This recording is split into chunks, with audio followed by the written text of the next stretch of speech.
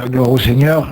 J'aurais aimé, Norton, si tu peux prier pour moi, mon Norton. Hein, j'aurais aimé que le frère Norton me présente devant Dieu. Seigneur, nous prions, nous t'invoquons, Seigneur. On te demande avec mes frères de bénir, de poser ta main sur ton serviteur Bruno, Seigneur, bénis-le. Seigneur, dispose nos cœurs, parle-nous, donne-nous une parole, Seigneur, nous voulons écouter ta parole. On a besoin de ta grâce. Seigneur, dis-nous ce que tu as à nous dire, Seigneur, et que ton nom soit sanctifié. Amen. Voilà, gloire au Seigneur, frères et sœurs. Donc, je suis content. Je suis content de pouvoir vous apporter ce mot que Dieu a mis sur mon cœur. Et Norton me disait qu'au mois de janvier, ils avaient eu à cœur de mettre l'accent sur la prière, l'importance de la prière. Et je vous le cache pas, ça fait une semaine où j'ai reçu cette pensée sur mon cœur. Et donc je voudrais vous l'apporter rapidement, je voudrais pas être trop lent, mais je voudrais pas non plus bâcler la parole de Dieu, je voudrais faire simplement ce que Dieu me demande de faire. Alors, je remercie mes frères de me laisser la place, c'est très gentil, mais je voudrais vous citer un premier verset que depuis tout à l'heure je lisais, ça réjouissait mon cœur. Ça se trouve dans le livre de Jérémie. Pour ceux qui ont la parole de Dieu devant vous, je sais que là on est tous derrière des téléphones, mais ça ne nous empêche pas de vérifier ce que le serviteur nous dit. Donc le livre de Jérémie, chapitre 17 et verset 10, et voilà ce qui nous est dit. Moi l'Éternel, je sonde le cœur, et dit, et j'éprouve les reins. Et frères et sœurs, le mot que Dieu a mis sur mon cœur, Norton me disait qu'ils avaient mis l'accent sur la prière, et c'est vraiment quelque chose que j'ai reçu sur mon cœur la semaine dernière, donc je suis content, ça me donne une confirmation par rapport à cette prédication, et je vous l'explique comme je l'ai reçu. Hein, je vous parle avec mon cœur, moi je suis quelqu'un qui est comme ça, je pense, comme tout serviteur de Dieu de toutes les façons. La semaine dernière, j'ai eu l'occasion de remonter chez moi, chez mon père, pour passer le nouvel an avec mon père, et au long de la route, j'ai écouté une prédication d'un frère, hein, un frère sédentaire, le frère Paul Washer. Hein, donc, j'ai écouté une prédication, mais toute courte, et c'était sur la prière. Et le frère parlait d'apprendre à prier. Et comprenez bien, frères et sœurs, même si je suis un jeune serviteur, même si ça fait quand même 12 ans aujourd'hui que j'appartiens à Dieu, mais bon, je suis pas non plus très vieux chrétien, mais comprenez bien que je crois avec le peu que j'ai, je sais prier. C'est pas ce que Dieu me rappelait sur mon cœur. Je crois que vous, ce soir, qui êtes derrière vos téléphones, en particulier sur ce groupe de prière qui a été créé dans le but de prier, d'intercéder pour nos frères et sœurs, vous savez prier, mais c'est pas ce que Dieu me disait en travers cette prédication, parce que cette prédication a transpercé mon cœur. Mais Dieu me disait, simplement ça revenait, donc je vous le répète comme je l'ai reçu ce soir. C'était réapprendre à prier. Voilà ce que Dieu me disait, frères et sœurs. Pourtant, je sais le faire, mais c'est pas parce qu'on sait faire quelque chose, frères et sœurs, qu'on ne doit pas essayer de nous améliorer dans cette chose-là. Et Dieu, dans mon cœur, me faisait comprendre que, frères et sœurs, chaque jour qui passe, on doit réapprendre avec lui. Réapprendre à mieux faire, même si tu es capable de prier plusieurs heures dans la journée, ou même quelques minutes, peu importe, c'est pas un concours. Merci Seigneur pour celui qui prie 1 heure, et merci Seigneur pour celui qui prie 5 minutes. Mais on doit toujours aspirer encore à mieux faire avec Jésus. On a été coupé, donc c'est pas grave, je continue. Dieu me mettait sur mon cœur ce mot-là, et je voudrais que tu le gardes ce soir, là où tu es derrière ton téléphone, de tous les jours réapprendre avec lui. Et donc ce verset-là qui dit que l'Éternel sonde le cœur et qu'il éprouve les reins. Et voilà ce que Dieu mettait sur mon cœur, frères et sœurs. Et puis un verset que l'on connaît tous, Évangile de Luc, chapitre 6 et verset 45, il va nous dire que c'est de l'abondance du cœur que la bouche parle. Et puis voilà, frères et sœurs, je vous partage mon expérience, c'est quelque chose que je vis, ce sera ce que sera le message de ce soir. Mais j'ai voulu quelque chose de plus dans ma prière. J'ai pas voulu voir des choses, comprenez bien, mais j'ai voulu quelque chose de plus, aller un peu plus loin avec Dieu. Et ces personnages, je voudrais pas rentrer en détail parce que je voudrais pas, voilà, mais j'ai voulu ajouter de la prière dans ma vie comme tout chrétien doit faire. Et frères et sœurs, j'ai vraiment compris encore une fois de plus. Dans le livre des Actes, chapitre 2 et verset 42, voilà ce qu'il nous est dit, vous connaissez par cœur, il dit qu'il persévérait dans l'enseignement des apôtres, dans la communion fraternelle, dans la fraction du pain et dans les prières. Et frères et sœurs, le message de ce soir, voilà ce que c'est, sûrement que ça vous a déjà été prêché, mieux que moi même sûrement. Mais frères et sœurs, c'est bien lorsqu'on prie le matin avant d'aller travailler, c'est merveilleux, faut pas l'enlever de ça de nos vies. C'est bien lorsque parfois on prie quelques minutes avant de nous endormir dans notre lit, c'est bien, Dieu ne dit pas que c'est mal, mais Dieu veut un peu plus que cela. Il faut vraiment persévérer dans la prière. Et c'est ce que Dieu me disait dans mon cœur, parce que dans cette expérience que je vous ai dit de réapprendre encore une fois là avec lui, je me suis mis, frères et sœurs, à persévérer un peu plus. Et je vous l'explique comme ça m'a fait. Voilà. Ça me faisait comme s'il y avait un temps de préparation dans ma prière. Un temps où il fallait que je fasse taire ma vie pour ensuite écouter Dieu me parler. Et puis vous savez ce que ça me faisait? Voilà, ça me faisait comme si quelque chose descendait du ciel. Et j'ai réellement compris ce mot sonder, où Dieu commence, vous savez, une cendre, frères et sœurs, ça commence tout doucement à descendre et à descendre. Et voilà ce que c'est que persévérer dans la prière. Vous savez, lorsque vous lisez l'histoire des actes que vous connaissez par cœur, je vous la résume simplement ce soir, que ces gens-là vont persévérer plus de 10 jours dans l'endroit où Dieu leur avait dit pour recevoir la promesse, et ils vont recevoir le Saint-Esprit. C'est quelque chose de formidable. Mais regardez ces gens-là, ils ne se sont pas arrêtés là. Et des fois, nous, dans nos vies chrétiennes, on désire quelque chose, et lorsqu'on le reçoit, il semblerait qu'on se repose un peu sur nos lauriers, comme on dit dans le monde. On a tendance à se relâcher un petit peu, mais c'est pas ce que Dieu veut. Regardez dans Acte 2, 42, ils ont reçu la promesse, ils ont reçu ce qu'ils étaient venus chercher. Et pourtant encore, à ce moment-là, et ça touche mon cœur, ces gens-là continuent à persévérer en Dieu. Et frères et sœurs, c'est ce que Dieu veut. Il veut véritablement qu'on se mette à genoux chez nous, je vous le dis avec mon cœur. Il veut véritablement qu'on persévère à genoux dans la prière pour qu'il puisse sonder nos cœurs.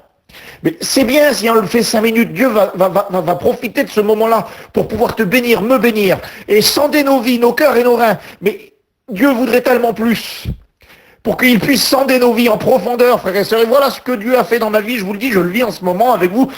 Je ne découvre pas ces choses-là, je les redécouvre, frères et sœurs. Et j'ai pris 2 histoires dans la parole de Dieu rapidement.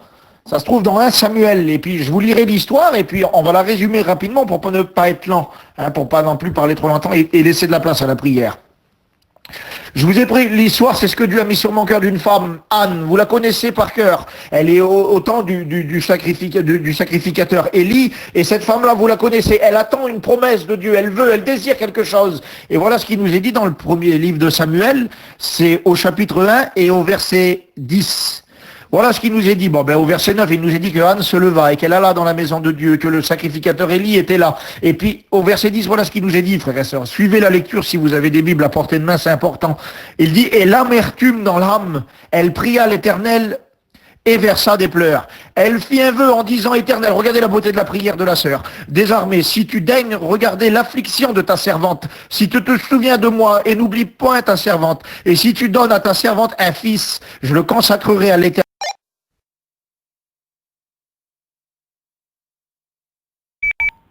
Je continue, excusez-moi, on a été coupé. Il dit, la lecture, elle dit, et ne point ta servante, si tu n'oublies point ta servante, et si tu donnes à ta servante un fils, je le consacrerai à l'Éternel pour tous les jours de sa vie, et le rasoir ne passera point sur sa tête. Regardez verset 12, ce qui nous est dit.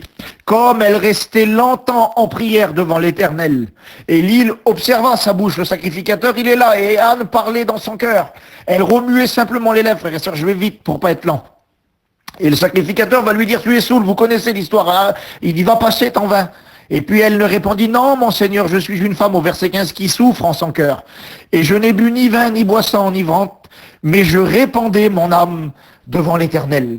Et frères et sœurs, l'importance du mot que Dieu a mis sur mon cœur, donc j'ai pris un verset, ça a de l'importance, je voudrais vraiment vous le mettre en valeur, c'est que lorsqu'on prend du temps, frères et sœurs, lorsqu'on persévère dans la prière, lorsqu'on persévère à genoux, humilié devant son Dieu, Dieu prend le temps de sonder nos cœurs. Et puis voilà ce que l'impression de cette expérience que je vis en ce moment en redécouvrant ces choses, en essayant de réapprendre, frères et sœurs, même si je suis un serviteur de Dieu, en essayant d'aller un peu plus loin avec mon Dieu. Il semblerait que Dieu descendait dans mon cœur et puis qu'il faisait remonter des choses que j'avais peut-être pas fait attention auparavant. Et puis cette femme, c'est exactement ce qu'elle vit. La Bible me dit au verset, je vous l'ai cité, elle était longtemps en prière devant l'Éternel. Et puis quand vous lisez ce que je vous ai dit au premier, au verset 10, la Bible nous dit qu'elle avait l'amertume dans l'âme. Et puis, frères et sœurs, voilà ce que Dieu m'a montré dans ma vie à moi. Alors je vous le partage. Et puis je voudrais que vous puissiez aussi analyser vos cœurs avec la parole dans cette soirée. Si Dieu m'a mis ça à cœur, c'est qu'il y a de l'importance. Vous savez, à ce moment-là, Anne, elle a de l'amertume dans son cœur parce qu'elle désire quelque chose. Parce qu'il y a une autre femme qui s'appelle Pénina et qui lui fait du mal. Et puis c'est ça que Dieu a mis sur mon cœur. Il est simple, mon message. Il n'est pas compliqué, puis je voudrais que tu fasses le bilan en même temps que je te parle tout de suite. Là. Et puis, Anne, à ce moment-là, elle souffre, elle est amère. Et puis voilà ce que Dieu a mis sur mon cœur, c'est elle avait de l'amertume dans l'âme. Et puis, elle avait raison, Anne, d'être amère. L'amertume qu'elle avait, c'est parce qu'une femme la meurtrissait, elle lui faisait du mal, une femme se moquait d'elle, une femme, la Bible me dit qu'elle lui disait des choses qui lui faisaient du mal, qui la blessait, parce qu'elle avait obtenu quelque chose que Anne n'avait pas. Et puis Anne, à ce moment-là, voilà ce que Dieu me mettait sur mon cœur, frères et sœurs. Elle avait raison d'être amère. Et puis voilà ce que Dieu me mettait sur mon cœur. Il me montrait tout un tas de situations de ma vie, frères et sœurs, où moi j'avais eu raison. Ou quand des frères m'avaient dit des mots et que j'avais eu raison de contredire, j'avais eu raison de faire des choses, j'avais eu raison. C'était les gens qui m'avaient blessé. Mes frères et sœurs, je voudrais vous dire ça, Dieu me mettait en lumière en moi, en persévérant dans la prière. Il me mettait en lumière des choses. Et puis je voudrais vous dire ça ce soir, même si tu as eu raison dans certaines situations de ta vie, avoir raison parfois dans ta vie, ça te rend amer.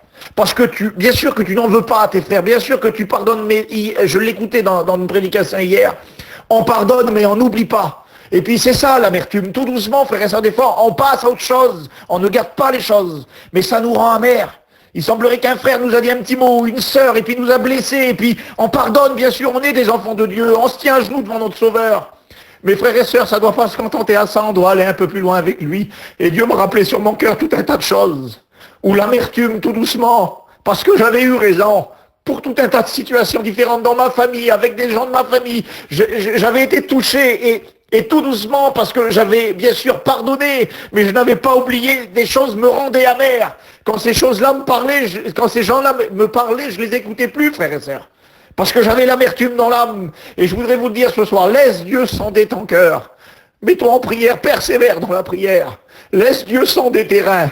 Et Dieu fera remonter cette amertume. Et je vous lis un verset, mon cœur est touché, je suis avec vous, le Seigneur le sait, je suis béni.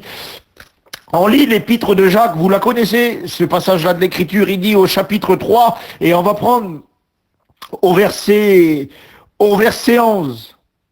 Il va dire la source fait... Excusez-moi, je reprends la lecture, on a été coupé, c'est pas grave, on a l'habitude, soyez attentifs. Il dit, au verset 11 de l'épître, du 3e chapitre de l'épître de Jacques, il nous est dit, la source fait-elle jaillir par la même ouverture l'eau douce et l'eau amère? Et puis, il pose une question, Jacques, là, à ce moment-là. Est-ce que c'est possible, ça? Et plus haut, il dit, frères et sœurs, je mets sœurs, moi, ce soir.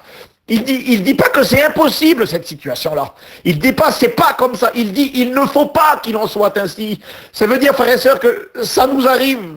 Ça nous arrive par des circonstances, en ayant eu raison comme Anne, d'être venu amer, d'avoir eu de l'amertume, et puis dans nos cœurs, frères et sœurs, dans les dents, je voudrais que tu laisses faire Dieu descendre au fond de ton cœur.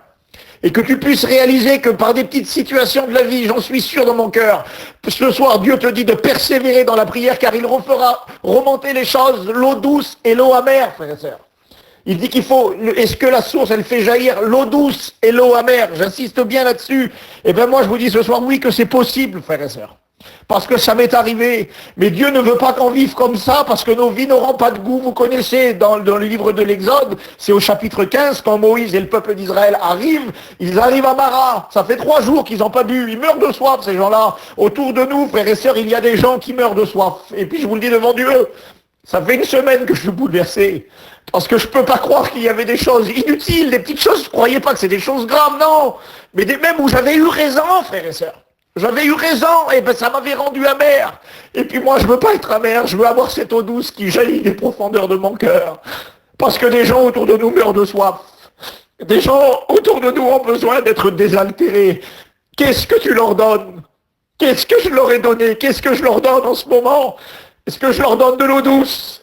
Cette eau que Dieu m'a donnée il y a 12 ans maintenant, et qui, la Bible me dit qu'elle jaillira jusque dans la vie éternelle. Ou est-ce que je leur ai proposé, même avec tous mes raisons, une eau amère, une eau qu'on ne peut pas boire? Mon frère, ma sœur, si laisse Dieu sonder ton cœur, les profondeurs de ton cœur, et demande à Dieu de te donner de l'eau douce. Mais l'amour en pratique est dans la mer.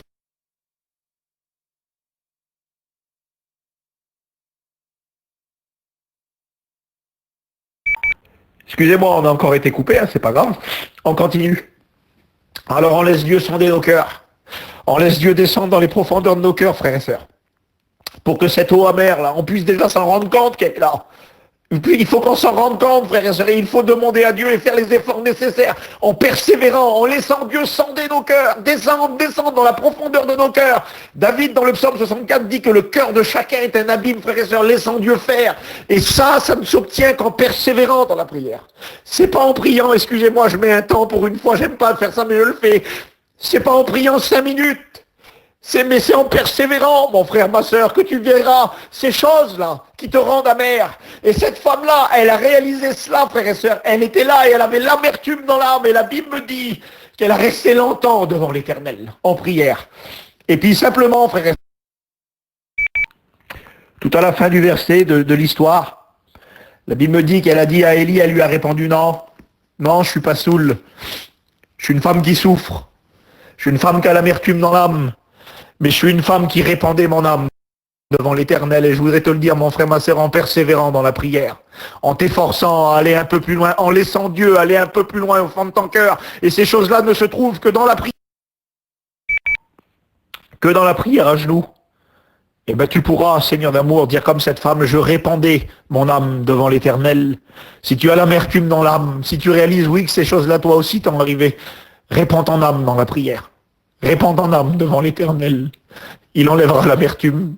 Vous savez, frères et sœurs, pour qu'une rivière soit assainie, lorsqu'il y a un produit qui a tombé dedans ou des choses comme ça, je prends une image simple.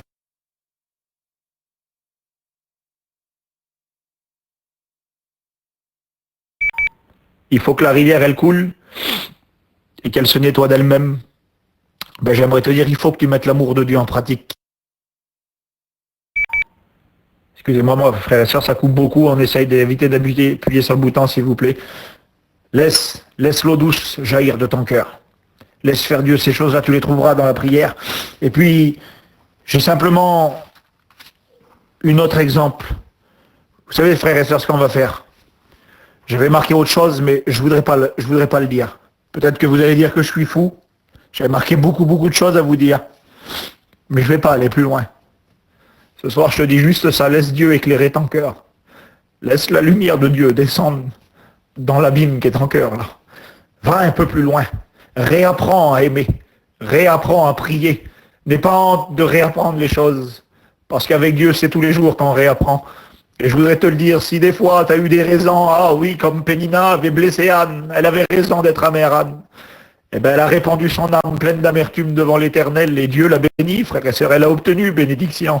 Je voudrais te le dire comme pour Mara, cette eau qui était amère, là. Et puis je finis là-dessus. Il a fallu que Moïse jette le bâton, frère et sœur. Il n'a pas fallu qu'il touche l'eau du bâton. Il a fallu qu'il jette le bâton. Le frère Norton nous a prêché sur les bâtons hier, hein, mais je le prends au sens du Fils. Laisse Jésus descendre dans ton cœur. Pas en surface seulement, mais dans les profondeurs de ton cœur. Que l'eau soit remuée, là, cette eau qui est amère, là, peut-être. Eh bien, laisse-la remuer par le Fils. Laisse-le descendre tout au fond de ton cœur. Et Dieu te montrera les choses. Mais je te répète ces mots-là, c'est en persévérant dans la prière que Dieu pourra te les montrer. Et c'est en la prière, c'est en persévérant, c'est dans les profondeurs de la prière que tu trouveras l'eau douce. Et que tu redeviendras une source d'eau douce. Que Dieu vous bénisse, frères et sœurs. Je ne vais pas plus loin. Priez le Seigneur. Que Dieu vous bénisse.